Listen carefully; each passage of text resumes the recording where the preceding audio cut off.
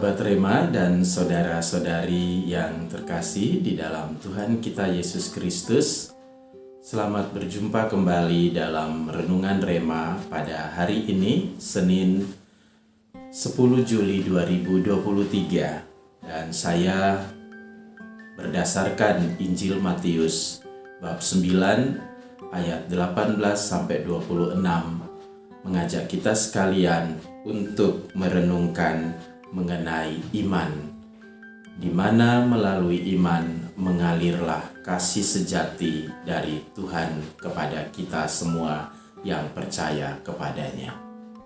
Sahabat Rema dan saudara-saudari yang terkasih di dalam Tuhan kita Yesus Kristus, hampir semua bangsa di dunia melahirkan sebuah kebiasaan yang kemudian disebut sebagai adat istiadat atau adat kebiasaan.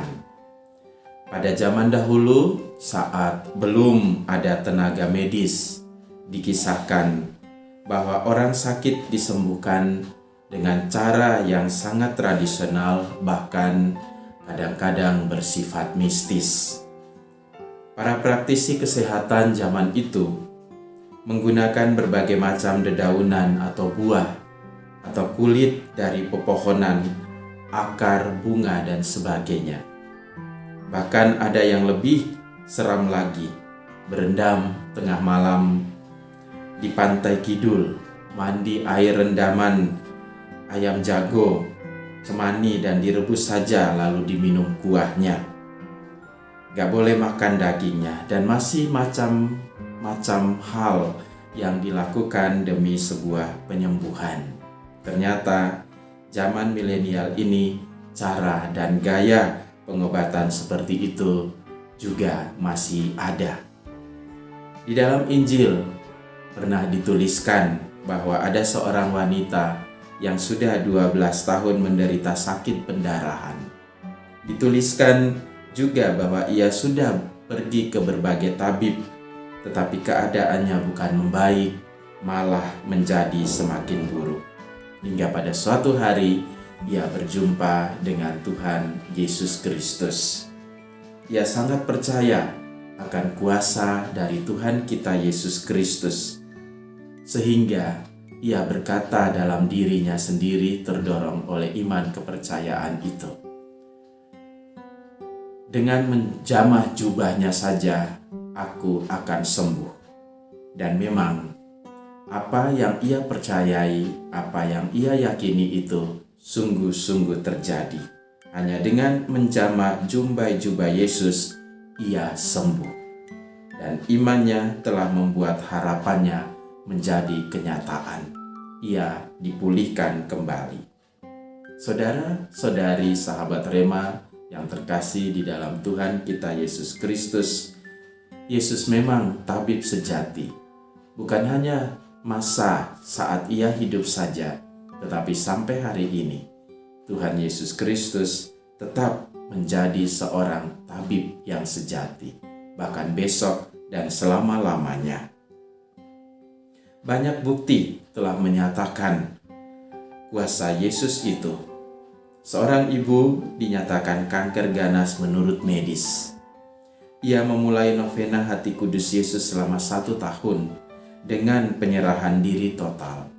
Dan 1 tahun kemudian para dokter heran bukan main karena kankernya telah hilang.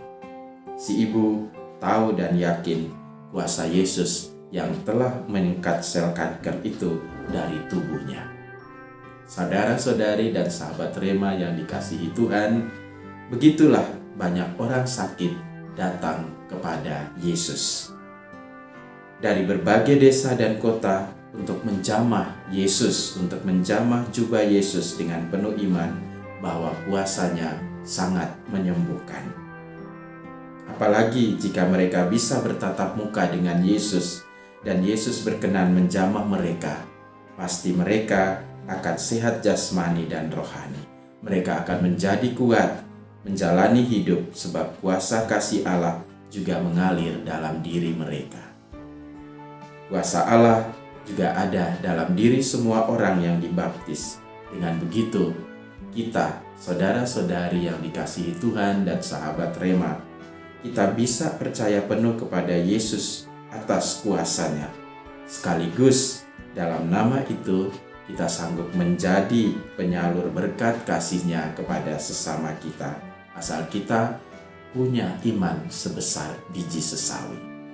Semoga hari ini kita semakin bertumbuh di dalam iman dan kita berdoa seperti para rasul juga pernah berdoa, Tuhan tambahkanlah imanku, sehingga kita dapat menyerahkan diri setotalnya kepada Tuhan Yesus Kristus dan Dia akan menolong kita selalu. Salam keluarga kudus. Yesus, Maria, dan Yusuf, doakanlah kami. Tuhan bersamamu dan bersama rohmu. Semoga Allah yang Maha Kuasa memberkati kita sekalian, Bapa dan Putra dan Roh Kudus. Amin.